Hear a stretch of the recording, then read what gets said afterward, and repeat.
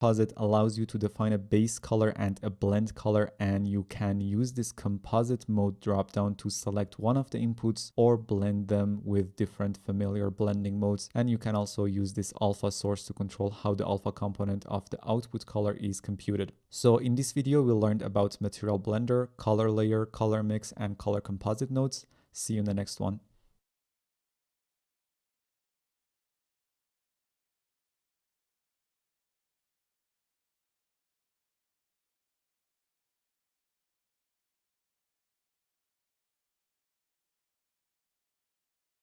In this video, which is titled How to Basic Shaders, we'll learn how to approach creating some of the fundamental shaders, including plastic, parquet or wood generally, concrete, and metal. Let's start with plastics. I'm gonna create a new Redshift material. Rename it to yellow plastic. Assign it to the shader ball and start IPR.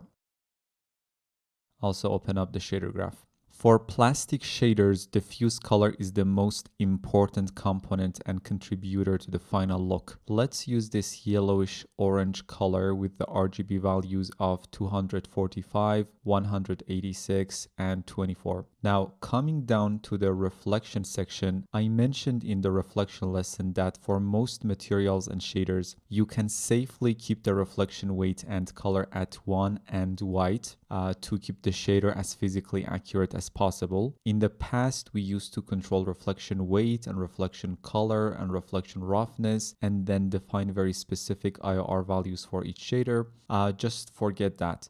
In this new approach, reflection weight is almost always 1. Reflection color is just a simple white color. And the IOR value for most daily shaders like plastic, wood, concrete, and so on can be between 1.4 to 1.6. Normally 1.5, the default value is enough. The only thing we are interested in is the reflection roughness. We add variation to the reflection roughness with a grayscale texture, and that adds all the realism we need. I know Redshift material is not quite ready for this approach, but it will be in near future. I'm gonna add a texture node and load this BW1 texture.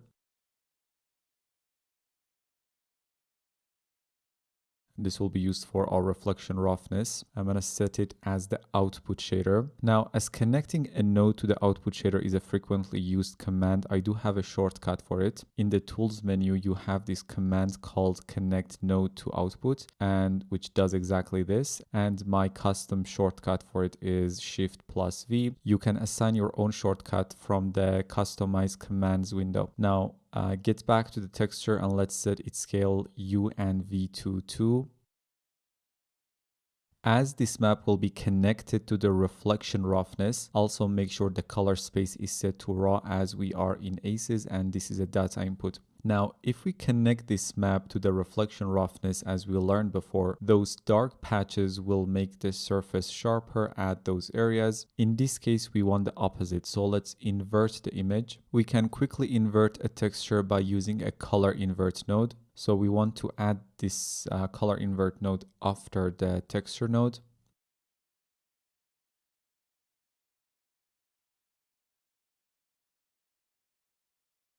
And now the texture values are inverted. And finally, let's add a scalar ramp node after the color invert. And connect the scalar ramp node to the reflection roughness input. And also set the Redshift material as the output shader. You can use the scalar ramp node to be able to adjust the texture values as you need them. As soon as we add this variation to the reflection roughness, now we get a much more realistic shader. But the map is a bit too contrasty and I'm looking for something more subtle. I'm gonna select the darkest values, which is the first point, and increase its value to 0.12. Now the sharper reflections become a bit rougher. Then I'm gonna select the brightest values of my texture, which is the second point, and they are responsible for these kind of rough patches, and set them to around 0.6. Now those rough patches become much sharper. So this is the map after the invert node. And this is it after we adjusted its values using the scalar ramp node. We just made the darker values a bit brighter to make the sharpest parts a bit rougher, and we also made the brighter parts quite darker to make the rougher parts much sharper, and that is the shader we get.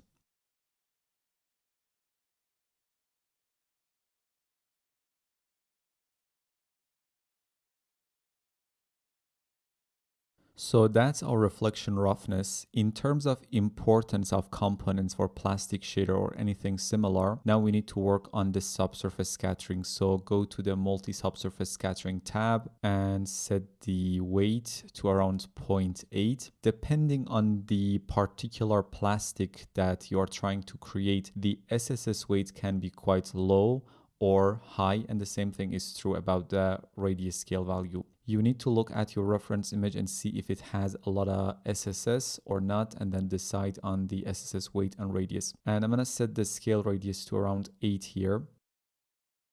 For the SSS color, we'll use the same diffuse color.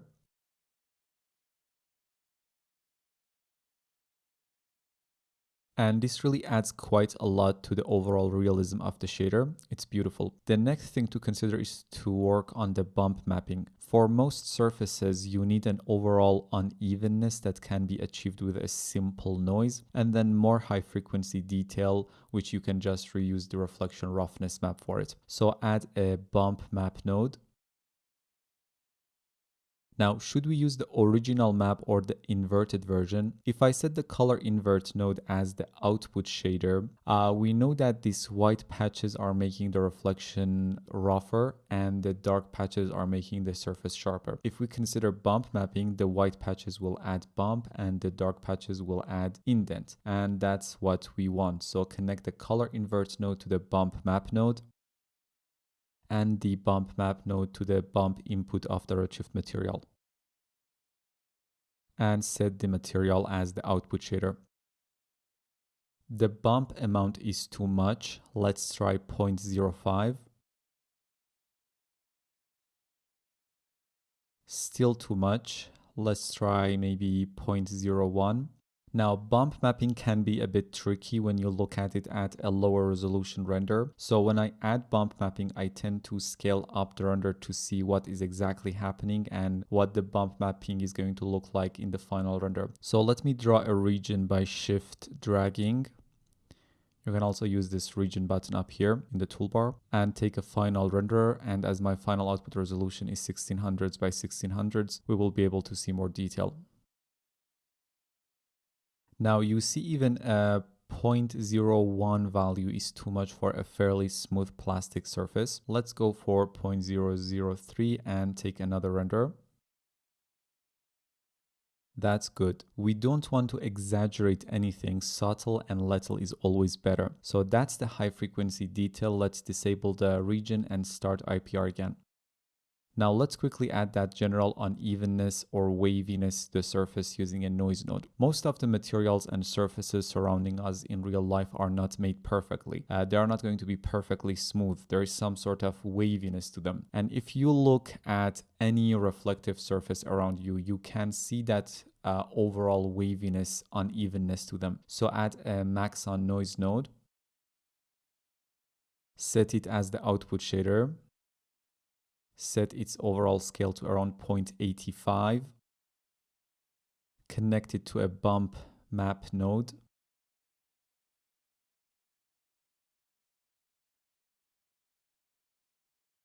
Now add a bump blender so we can blend the two bump nodes that we have. Connect the first bump map node to its space input. And connect the noise bump map to its bump input 0. And connect the bump blender to the bump input of the redshift material instead. And in the bump blender, just increase the layer 0 bump weight to around 0.5 so we can increase the contribution of the noise bump. Now, if I increase the height scale in the new bump map node to something like 5, we start to get that unevenness, but we want it to be just way more subtle. So let's set the bump height to around 0.5 or the height scale. Now let's see what we get.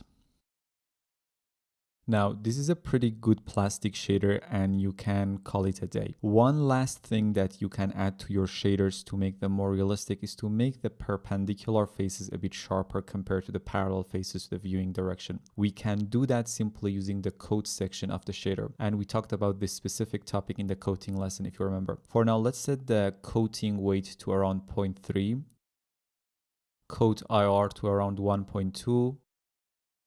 So it will be limited to only the perpendicular faces, and roughness to 0.05. And this will add another level of realism to the overall shader. We can go ahead and add a bit of variation to the coat roughness as well, but this is enough for now. The good thing is that this whole shader is being controlled with this one texture that is connected to both the reflection roughness and the bump input. If you load another black and white texture, you would get an entirely different look. Now let me show you the final render for this yellow plastic shader. So here it is. Very nice and realistic.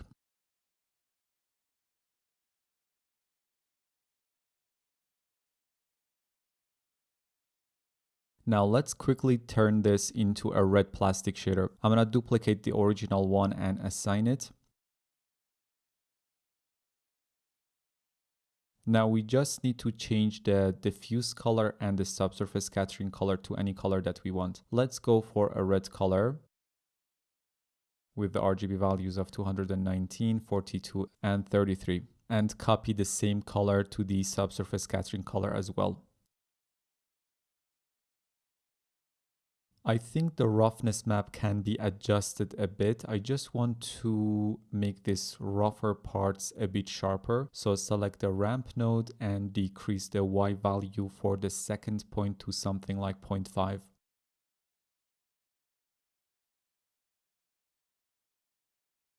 Now let's see what we get.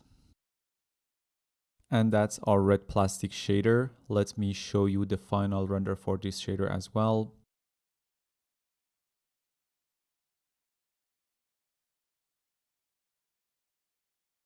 It feels touchable and real.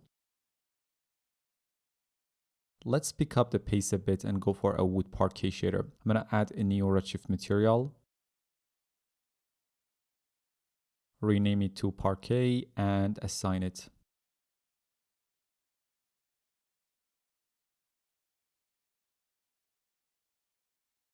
Now open it up and let's load this wood underscore parquet.png texture.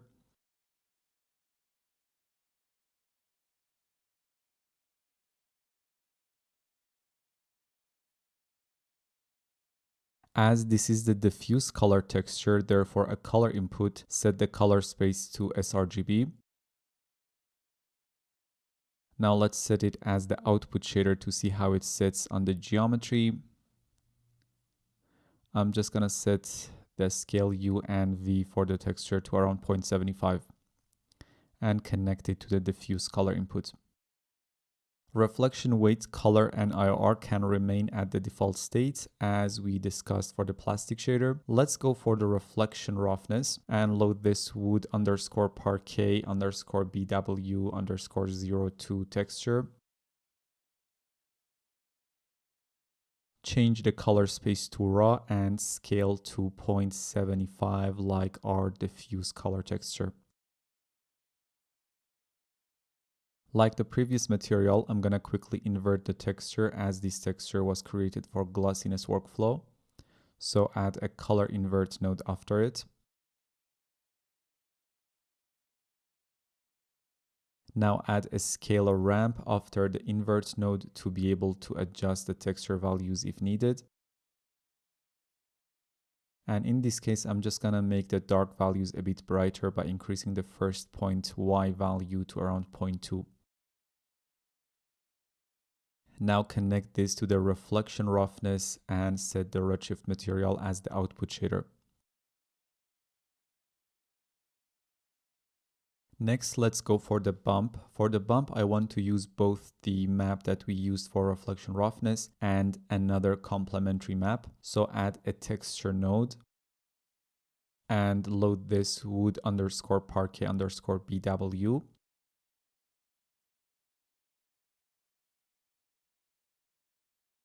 Set its UV scale to 0.75 and 0.75 like the previous maps, and its color space to raw. Check out the ACES video if you don't know why I changed these color spaces. To combine the two maps, add a color layer node and set it as the output shader.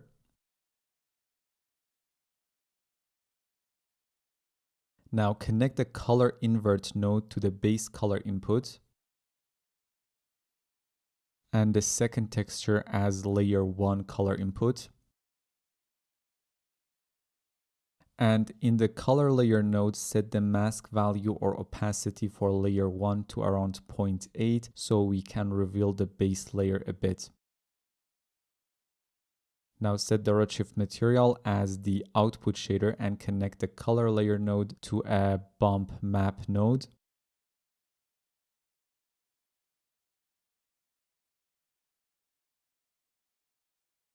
And the bump map node to the bump input of the Redshift material. And set the bump height scale to around 0.3.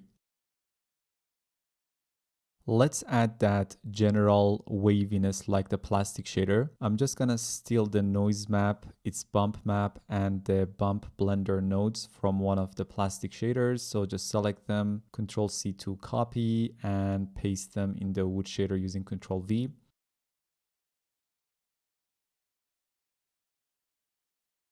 Now connect the first bump map to the base input of the bump blender, and the noise bump is already connected to the input 0 of the bump blender node, and finally connect the bump blender node to the bump input of the Redshift material.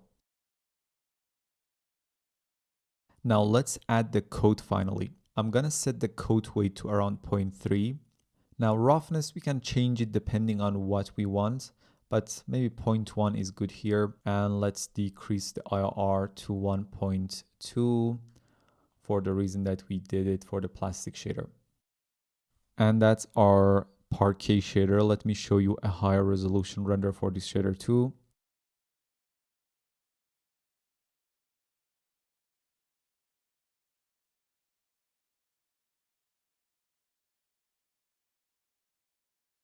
Now let's quickly create a concrete shader as well. So I'm going to create a new Redshift material, rename it to concrete, and assign it. Now open it up. For the diffuse color, load this concrete underscore 01 underscore d.png image. Now we can set its color space to auto as the map will be used for reflection roughness and bump mapping as well, and set this texture as the diffuse color. I'll be using the same map for the reflection roughness as well. We just need to invert it, so add a color invert node and use the texture as its input.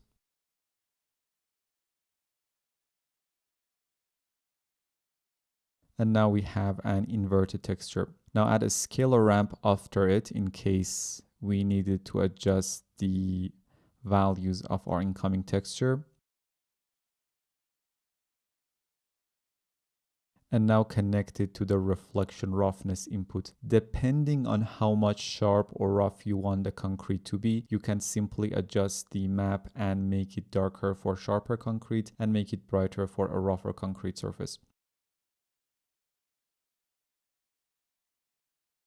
Reflection weight, color, and IRR can remain at what they are. Finally, let's add a bump map node.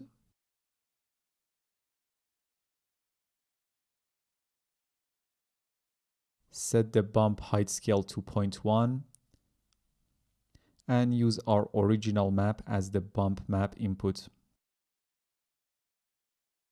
And now connect the bump map node to the bump input of the Redshift material. And that's our concrete shader. You can add the second bump map like the previous shader, but on very rough surfaces like concrete, it won't be visible at all. And the same thing is true for the coat component. You don't need it on like very rough surfaces like concrete. Let me show you a high resolution render for this shader as well.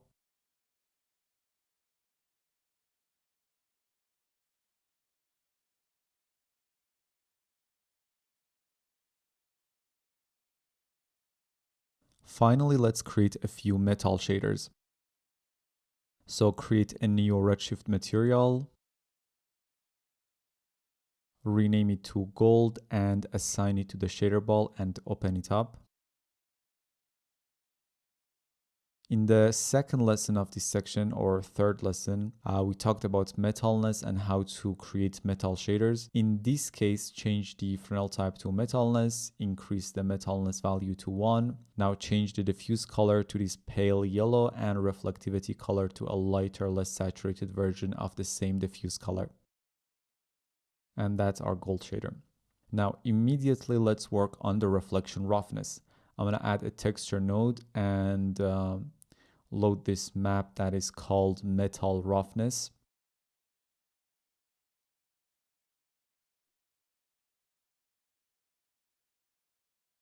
And set its color space to raw. Now add a scalar ramp node after it and connect the ramp to the reflection roughness input.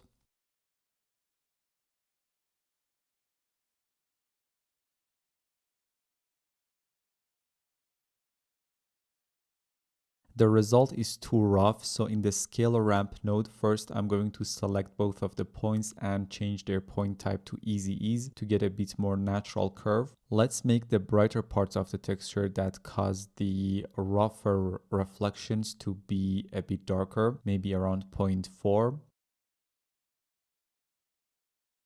I'm also gonna select the texture itself and set its UV scale to 212. Now let's quickly add a bump map node. Set the bump height scale to something very low, like around 0.006. Use the original texture as the bump map input. And connect the bump map node to the bump input of the redshift material. We can copy the noise bump mapping from one of the previous shaders with the bump blender node as well and paste them here.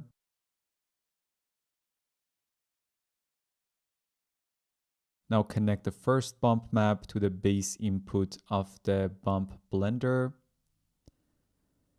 and connect the bump blender to the bump input of the redshift material.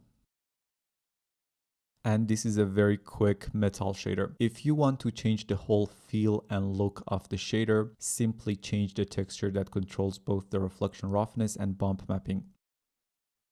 Let me just show you a final resolution render for the gold shader.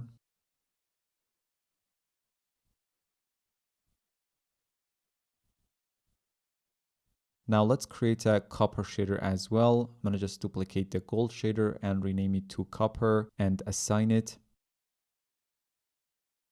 In the redshift material, change the diffuse color to this light brownish orange and a brighter, less saturated version of the same color for the reflectivity color.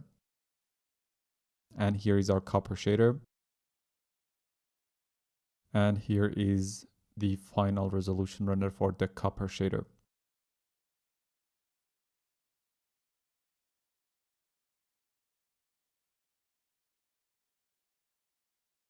So that's how you approach creating different shaders in Redshift in their simplest form.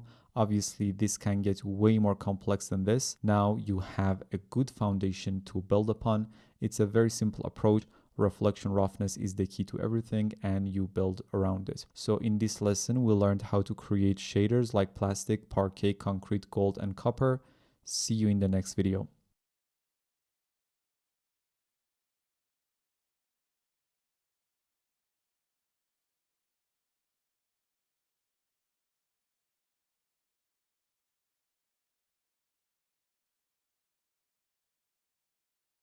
In this lesson, we'll learn how to create a human skin shader using Redshift material. Redshift has a dedicated material for skin called skin material, surprise, surprise, but as Redshift material has the multi-subsurface scattering component built in, and we have been spending a lot of time learning it, we'll just be using that to create a realistic human skin shader. But first, let's take a quick look at the skin shader. So let's create a skin material and open it up.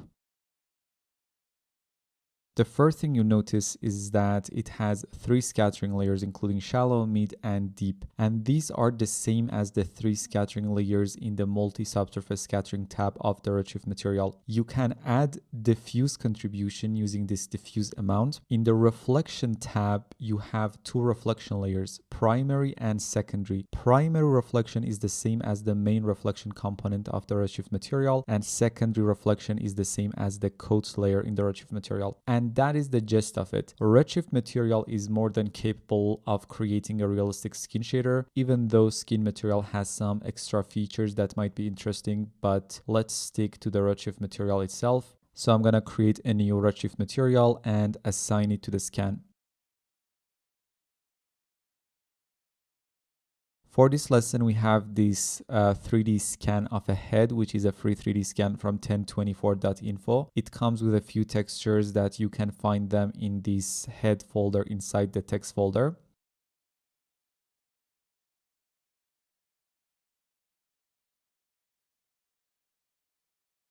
And for the lighting, we have a few Redshift dome lights. Each has a different HDRIs from HDRIhaven.com applied to it. The HDRI maps are from different lighting situations, and kind of to see our skin shader under different lighting situations, we can simply turn on any of these dome lights to get a different lighting and see if our shader holds up. Let's just open up the Redshift material and go to the multi-subsurface scattering tab.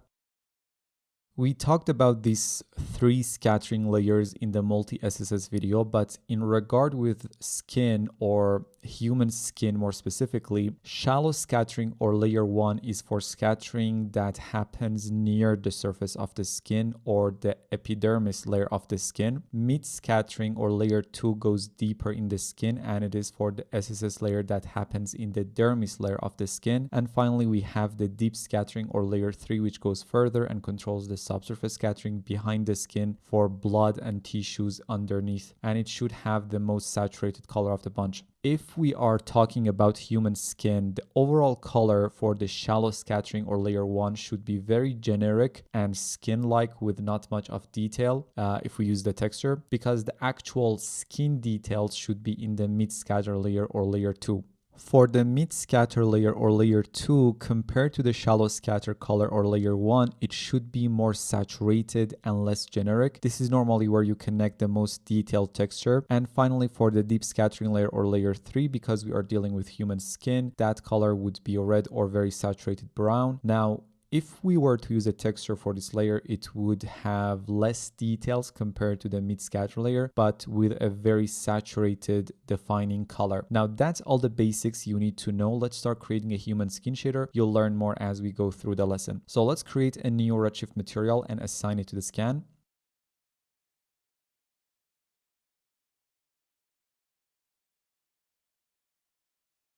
I'll change the diffuse color to a light gray with the RGB values of around 180.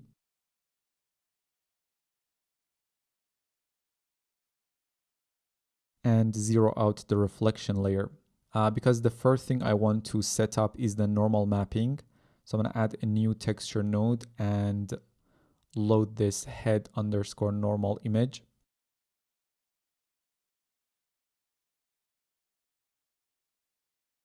Set its color space to raw because we are in ACES. Add a bump node and use the normal texture as its input.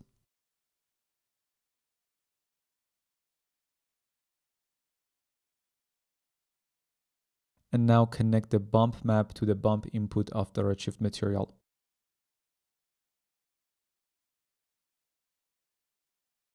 In the bump map node, make sure the input map type is set to tangent space normal. And now we can start playing around with the height scale to get a proper normal mapping.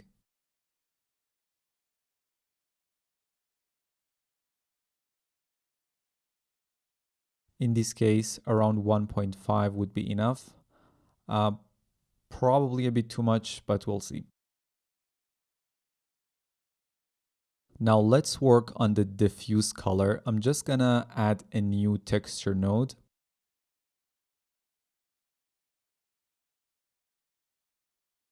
And load this head color texture. As this will be used as a color input, we will change the color space to sRGB. Now use it as the diffuse color of the material. Right now, the normal mapping seems a bit too much, but when we start adding subsurface scattering, it will kind of soften the overall shader, including normal mapping. So let's go to the multi-subsurface scattering tab. I'll increase the SSS amount to around 0.85 so we can still have some contribution from the diffuse component, and set the radius scale to around 5. We talked about these 3 different layers. Let's increase their weight to 1 so they all contribute to the final SSS effect. And I want to make sure the radii values for these 3 layers is a bit more logical. We know the first layer is the shallow scattering layer that happens near the surface, so it should have the lowest radius value. Let's set it to around 0.75 for now. The second layer is the mid scatter radius, so its radius needs to be higher. Let's try 1.5. And the third layer is the deep scatter layer and should have the highest radius. Let's try 4 for now. The first thing before applying any texture is to get a feel for the overall shader using simple colors for our shallow, medium, and deep scattering layers, or layer 1, 2, and 3. If you remember when talking about different scattering layers, I mentioned that the shallow scattering layer is generally more generic and less defined. So let's use this desaturated brownish orangish color with the RGB values of 196, 164, and 150. For layer 2 or mid scattering, where the detail texture will go, let's use a saturated, less generic orange color with the RGB values of 248, 181, and 133. And for the third layer, where we want the red defining color of blood and tissues, let's go for a red color with the RGB values of 203, 59, and 50. So this is our basic subsurface scattering effect without any textures. Now let's start incorporating some textures as well. So start with the layer 1 color. I don't want to connect the head color texture directly to the layer 1 color. Instead, I want the currently defined generic brownish color for layer 1 to contribute around 75% and the texture only 25%. Because the shallow scattering layer is generally more generic and less defined. And to do that, let's add a color layer node. Connect the head color texture to its base color input. And for the layer 1 color, use the same generic brownish color.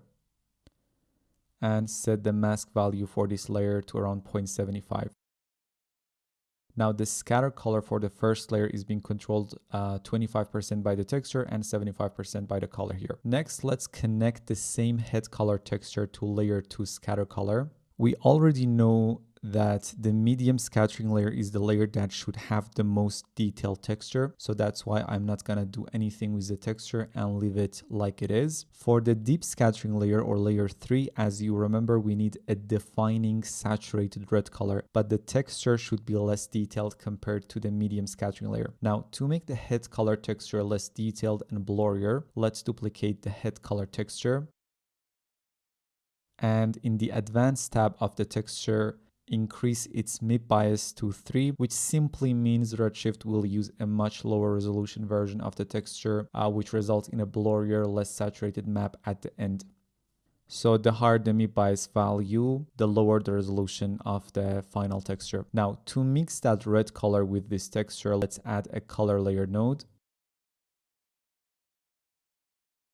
Use the new texture as the base color input. and use the same red color as the layer 1 color. Just change the blending mode to maybe multiply to have a better mix of the two inputs. And now connect the color layer node to layer 3 SSS color in the Redshift material.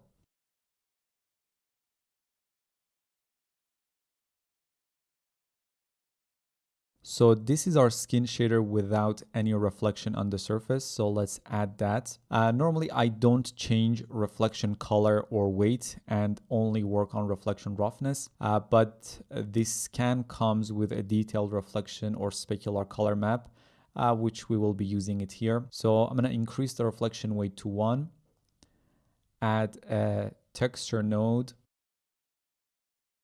and load this head spec or head reflection color texture. Now change its color space to raw. You notice it has a very strong blue tint, which I don't like, so I'm gonna add a color correct node after the texture and zero out the saturation scale.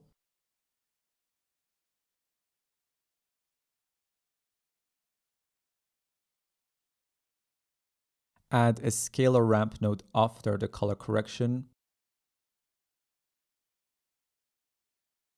And I just want to make those black parts of the texture a bit brighter, because when we connect this texture to the reflection color, pure black means zero reflection, which is not something that happens on human skin. So grab the first point and increase its values to around 0.12.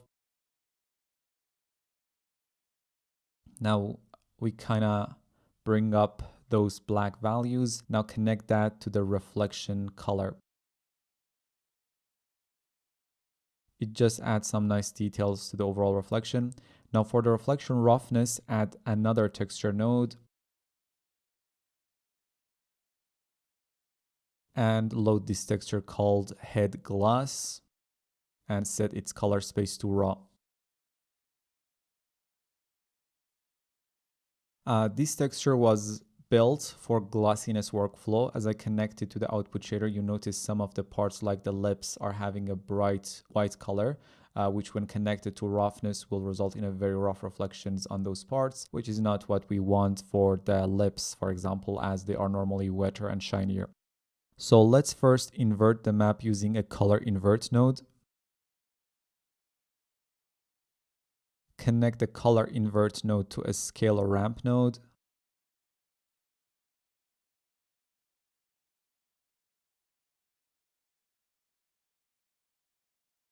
And connect the scalar ramp node to the reflection roughness input.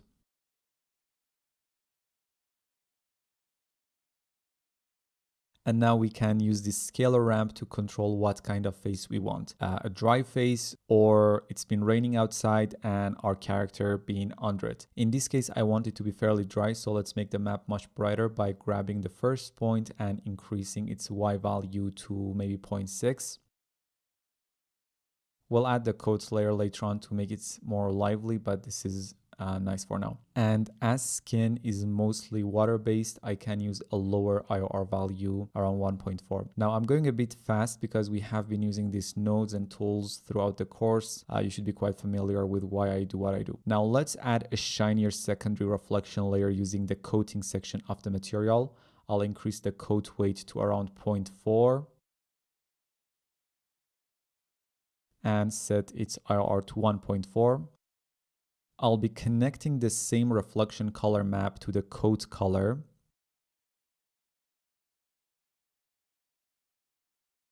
And for the coat roughness, as I want the coat layer to be shinier compared to the reflection layer, I need to use a darker texture compared to the reflection roughness map. So connect the scalar ramp node that is connected to the reflection roughness to a color correct node.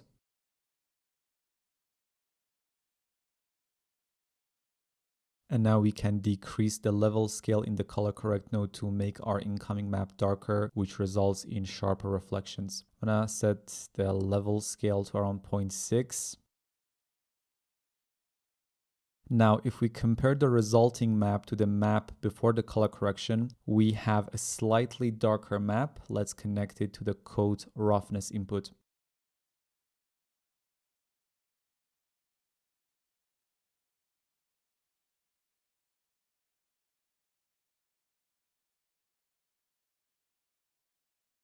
And that concludes the skin shader. All left to do is to try these different HDRIs and see how the shader looks in different lightings. Let's try the second dome light, which was taken from a parking garage.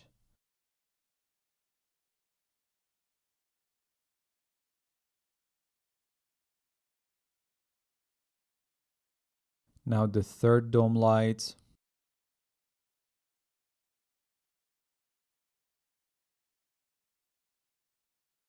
So even under this very different HDRI, the shader holds up pretty well. Try the fourth dome light. And the final HDRI.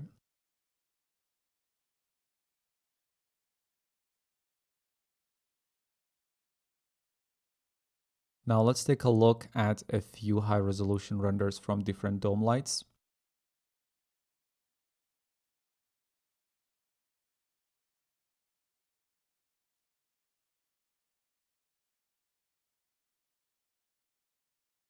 Very nice. This sunny exterior HDR really tests the shader, and the shader looks pretty nice under it. So that's about creating skin shader using Redshift material. See you in the next one.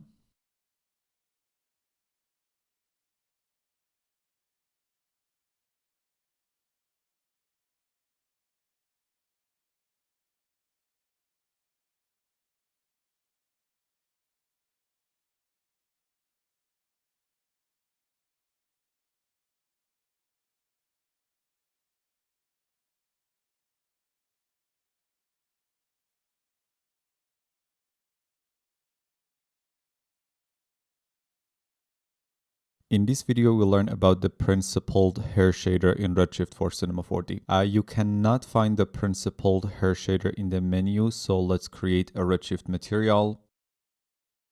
Open up its shader graph, delete the Redshift material, and look for a principled hair shader and use it as the output shader.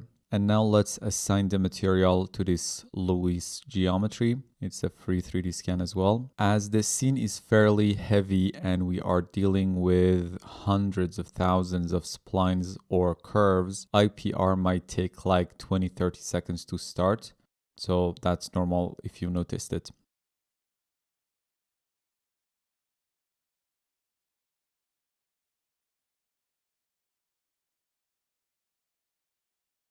Principled hair shader is a physically based shader to render hair and fur. When you work with Redshift and add a Redshift principled hair to splines or hair object, you only control the color of the hair, the reflection and transmission attributes of the hair strands, and so on. The other properties of the hair, like how thin or thick the hair strands are or whether it has kink or frizz to it or not, comes from Cinema 4D's hair material. In this case, we don't deal with Cinema 4D's hair object or hair material. We just have some simple splines, and using this Redshift object tag, you can control the width of the hair strands. You notice I have assigned a Redshift object tag to these hair splines. Under the curve tab, you can define the thickness of the splines, or in this case, hair strands. You can also define the thickness along the hair strands using this curve, and also how each spline will be rendered using this mode dropdown. Now, if you had a Cinema 4D hair object, you simply add your Redshift principled hair shader alongside the hair object.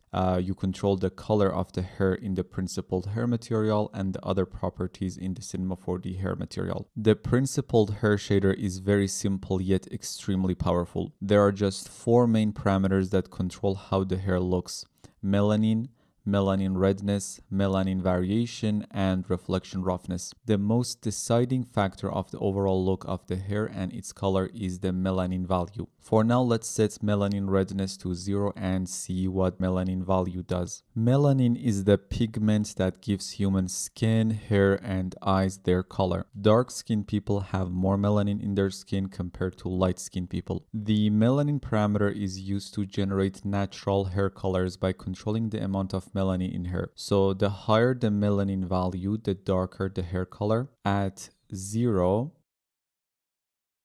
you get a white hair color. At 0.05, 0.1,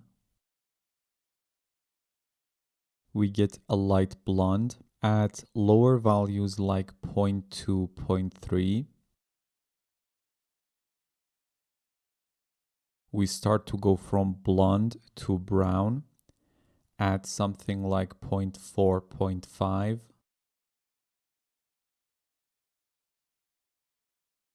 we get a brown hair color. At something like 0.7, 0.8,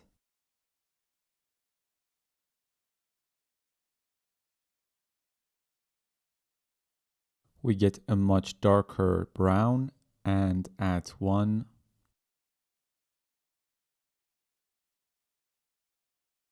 we get a pure black hair color. So from 0 to 1, we go from white to blonde to brunette to brown to dark brown and black. So you get a range of the melanin-based natural hair colors. For now, set it to around 0.2. For hair dyes, we can use this albedo color and mix amounts, which I'll show you later on in the video. The next important parameter is melanin redness, which controls the redness of the hair strands. The effect of melanin redness value is especially visible at medium and lower melanin values. Right now it is set to 0, so at the time being it won't affect the color of the strands. As I increase it, you should be able to see how the strands become more red. Let's try 0.5. And 1. Now you notice the hair strands are redder. For now, set the melanin value to 0.4 and redness to 1. Melanin variation down here in this variation section randomizes the amount of melanin in hair fibers, which results in a more random hair colors for the hair strands. So if you are looking for a slight randomization around the melanin value, you can use a low value here. And if you want more randomization around the melanin value, you can use higher values. If I go to 0.5,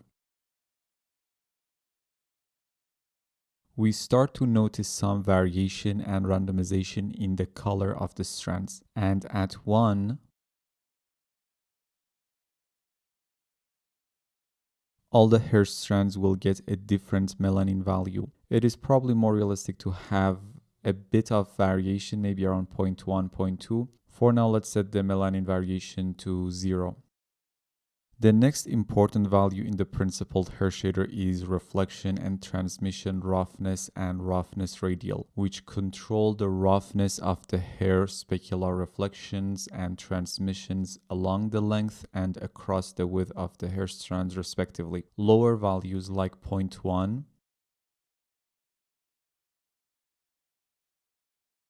give sharper, brighter specular highlights, while higher values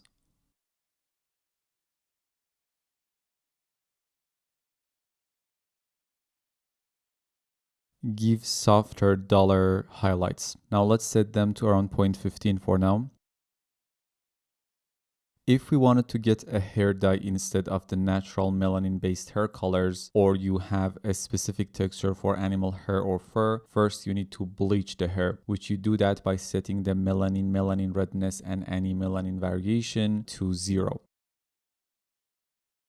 And now we need to increase the albedo mix to 1 if we want to fully control the color of the hair using this albedo color. Now we can choose any color using this albedo color. Let's go for a burgundy wine colored hair dye with the RGB values of 87, 31, and 50.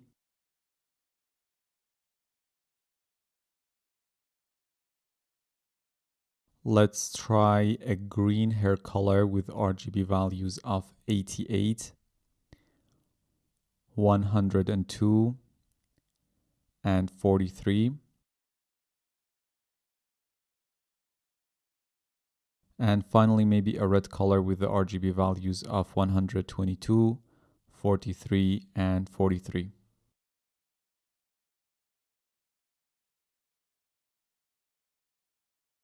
For now, let's set the albedo mix to 0, melanin 2.4, and melanin redness to 1.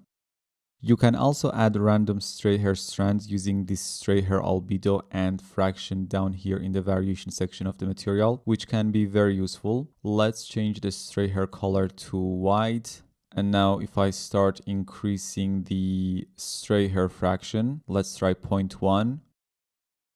Now we add a few gray hairs. Let's try 0.2, 0.3, 0.4, and 0.5. The higher the value, the more stray hairs will start to appear. For now, let's set it to 0. Let's take a look at this IOR and angle shift values. IOR controls the index of refraction for the hair fibers. Higher values give stronger reflections, and lower values will result in a weaker specular reflections based on the Fresnel reflectivity law that I explained in the reflection lesson of this section. IOR for human hair is 1.55. Now, if I lower the roughness values to around 0.15, we can take a look at this angle shift parameter better. Angle shift moves the location of the highlights along the hair strands. Positive values shift the highlight position towards the root of the hair strands, and negative values shift the highlight towards the tip. For realistic results for human hair, a small angle between 0 and 10 degrees should be used, normally less than 4. Let's set it to its default value of 3. Now let's come down to this variation section. This variation seed value allows you to change the random seed to alter the results of any random variation values. Glint size and strength allows you to introduce reflection breakups along the hair strands. Glint size controls the size of the reflection breakup on the strands, and glint strength controls the intensity of the reflection breakups. Let's keep the size at 1024 and increase the strength to 0.5. Now we start to break up the highlights along the strands. For now, let's set it to 0. Melanin redness variation randomizes the amount of melanin redness found in the hair strands. If I set it to 1, some of the hair strands will have full redness, some have less, and some will have 0 redness. And finally, we can add roughness variations to randomize roughness amounts per strands instead of all of them having the same amount. If I try something like 0.5 for both, now different strands will have different amount of reflection roughness along and across the strands. We have diffuse albedo and amount to control the diffuseness of the hair strands. Consider this like the diffuse color of the redshift material, but hair shader is fully based on reflections and transmissions and does not need any diffuse contribution. With diffuse amount set to 0, you will get a fully reflective scattering, and at 1, a fully diffuse scattering. For typical realistic hair, no diffuse component is needed, but dirty or damaged hair might be achieved with a bit of diffuse contribution. Let's set the weight to 0.3 and color to a green color with the RGB values of 173, 255, and 213.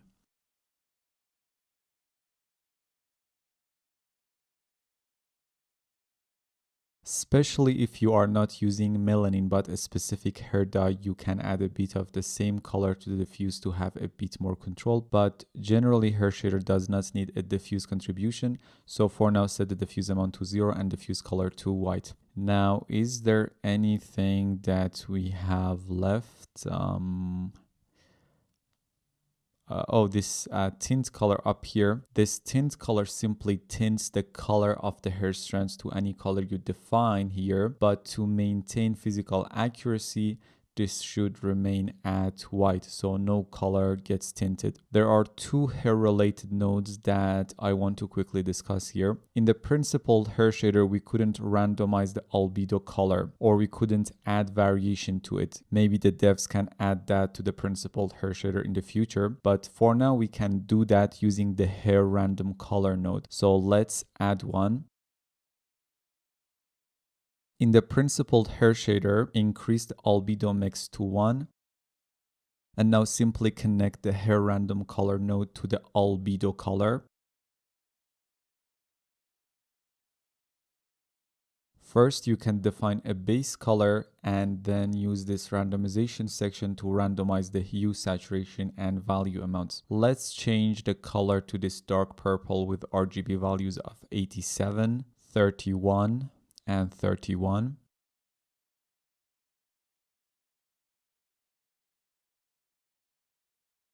Now, if I start increasing the hue randomization amount to maybe something like 0.5,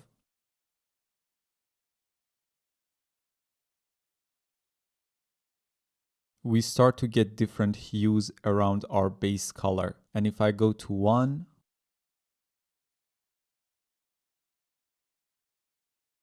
each hair strands will have a different color. We can do the same for saturation and values as well. The next node is called hair position. Let's add one. So hair position node outputs the position along the strand of the hair, which alongside a ramp node allow us to control the color of the strand along its length. So what we do is to connect the hair position node to a ramp node, not the scalar ramp, just an old-fashioned color ramp. And now connect the ramp node to the albedo of the principled hair shader. And now we can use this ramp to determine the color of the hair strands from root to tip.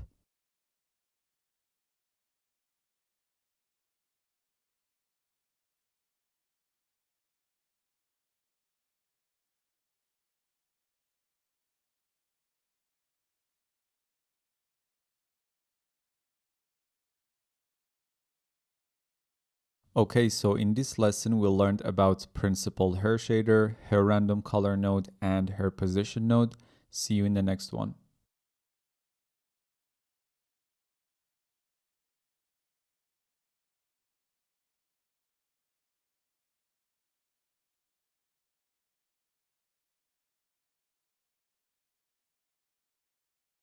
In this lesson we'll learn about the car paint material. So let's create a Redshift car paint material. Open up its shader graph and assign it to the shader ball. We can also start IPR. Car paint material has 4 layers. A diffuse or base pigments layer that can change color depending on the viewing angle. A reflection or base specular layer. A metallic flakes layer. And finally a clear coat reflection layer. First we have the base diffuse layer. Then we add the rougher specular reflections using the base specular layer. Then we add the flakes if necessary using the metallic flakes layer.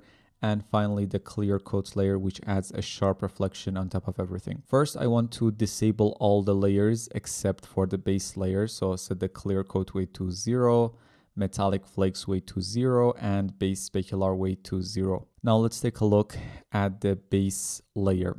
The base layer controls the base or diffuse color or the overall color of the paint pigment. There are 2 main colors here, the paint pigment color and the edge fall off color. If you want the car paint shader to have the same base color regardless of the viewing angle, you would use the same color for both pigment color and edge fall off color. But if you want your car paint shader to change color based on the viewing angle, you can use 2 different colors. For example, let's change the edge fall off color to a bluish color.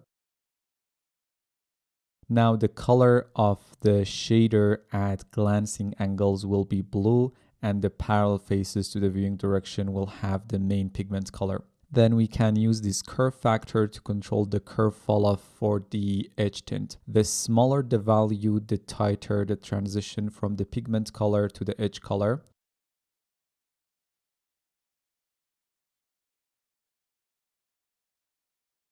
For now, let's use this purplish color for both of them. And weight here determines how much this layer contributes to the final shader. For a metallic car paint, you normally have a much darker shade of your defined specular color as your base color. Now let's add the